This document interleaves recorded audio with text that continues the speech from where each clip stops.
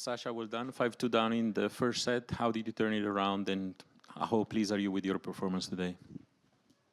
Great question. Almost like a real journalist. Yeah, I mean, it was very different conditions today. I had to find my rhythm. He was playing a lot better than me in the beginning because he, I feel like, found his rhythm a lot quicker than I did. But once I did, I felt quite well on the court and felt like it was a good match from my end. She was first and then you. Sasha, congratulations on your win.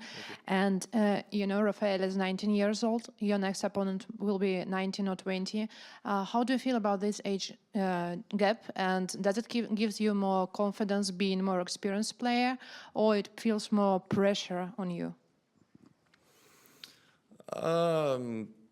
I think it shows that we have a great group of young players that are playing fantastic tennis. That's what it shows. I think nothing more, nothing less. For me, it doesn't matter. I focus on the next match. I focus on the things that I can control.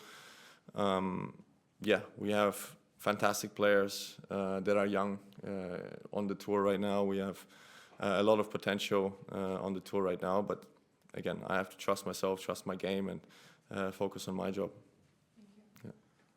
Well done, congratulations. Yep. Well, it's not too bad. Five semi-finals out of last 6 years, and lost only one set against Alice. So you're in good form and shape. Since most players don't tell you, if you ask them if you would prefer to play Menzies or Fonseca, you can surprise me and tell me that, but if you if you don't want to do it, are you surprised about the 3 Italians in the quarters in the other side of the draw? And which one of those 3 surprised you more? I mean, most. I mean, did you expect Berrettini to come back, Arnaldi to did what he did against Tiafoe last night, or Cobolli is the one that you know better? So. No, the one I know best is Matteo, but for me, Matteo always has the level, and it's just about him bringing it on the tennis court. So I'm not surprised that he found his level. For me, probably the biggest surprise is Matteo, Arnaldi. Just, you know, I think ranking-wise and what he's done in the past. I think Cobolli, we know the potential that he had. Berrettini, we know he's a Grand Slam finalist. He can play fantastic tennis. So if you talk about surprise, probably Arnaldi, but again, he's a fantastic tennis player. So I feel like the draw opened up a lot on the top half. I feel like in the bottom half, less. I mean, of course, with João Fonseca beating Djokovic, it's a big match that opened up the draw, but everything else is kind of normal-ish on the bottom half. In the top half, of course, it's different. And who do I prefer to play? I don't care at all, to be honest. No, but I just don't care. You know, it's for me, it doesn't matter. Well done, Sasha. So, like a week ago, Charlie and I were arguing about what we would prefer: an Olympic gold medal or a Grand Slam. And I said, and I said, unless it's Wimbledon, I want the gold medal. Yeah. He was on the Grand Slam side. I'm wondering. Are you? Yeah. I'm wondering what you prefer, and if you would ever trade your gold medal for a Grand Slam. No chance. The gold medal for me is the most difficult thing to win because you get a chance once every 4 years, and it's special in a way that there's so little people that have done it, and I think you do it for your country, you do it for the people back home. So I will never trade my gold medal for anything, but I wouldn't mind to add a few things to my list as well. I just wanted to ask you a question about like shot selection. Feels like that's something that the young, it takes a little bit of time to learn. I just wondered with you, that balance of like when to pull the trigger, how much that's something that just comes with experience, or how much you can kind of teach that?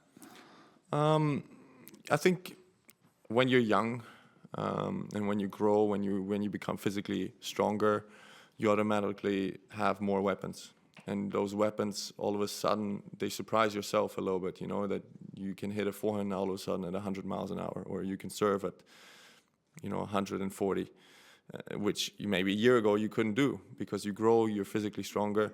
So sometimes you want to use that all the time. And I think it takes time, just years on tour to realize that you don't always have to. It also depends on the opponent, depends on what state the opponent is in. It's just time on tour, I think. Is there an extent as well to which you realize that the fact that players are afraid of your power means you don't have to use it all the time because they're backing up and that sort of thing? So you can employ the drop shot and you don't always have to go for that. I think variety comes into place. I think that's where Roger was probably the best ever to change things up. And sometimes when he was playing incredibly well, you felt like you didn't know how to play him after a couple of games, and you felt like you didn't know how to play tennis anymore because he was destroying your game. Because he could hit a forehand, as I said, 110 miles an hour, and then he could hit a drop shot the next point. So it was always like very confusing to play him. And yeah, of course, when you have power, when you have natural power, other things become more easy to use. You know, the drop shot becomes more easy to use because people back off. You know, maybe a kick serve, it becomes easier to use when you have 140 in your shoulder. You know, when you do it constantly and all the time, it's not as effective. Anyone else in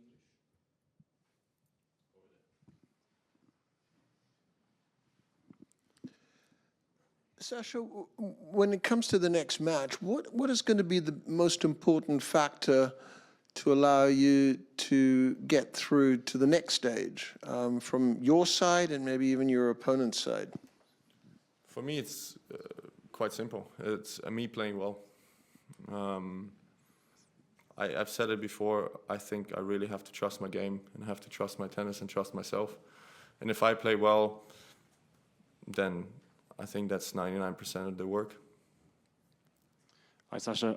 Just wondering, with your name coming up as one of the favourites, is that something that motivates you, or do you try and block your ears when you hear that to stay focused? As I said before, I don't particularly care. I focus on the next match, and I focus on the opponent that is across the net, and that's the only thing that I can control. And if I win those matches, then that's great.